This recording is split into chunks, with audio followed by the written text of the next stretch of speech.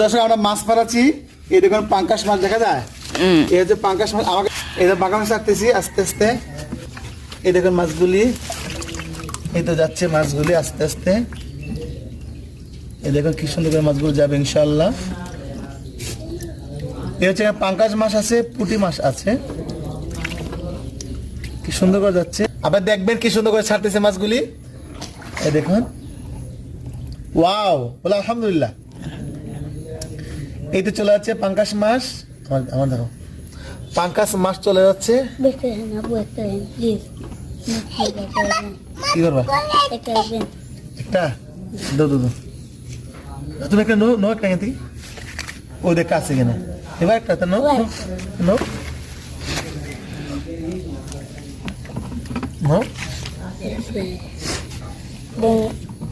একটা মুরগি মুরগি হলে আমাকে দেখো, দেখতে পাচ্ছেন?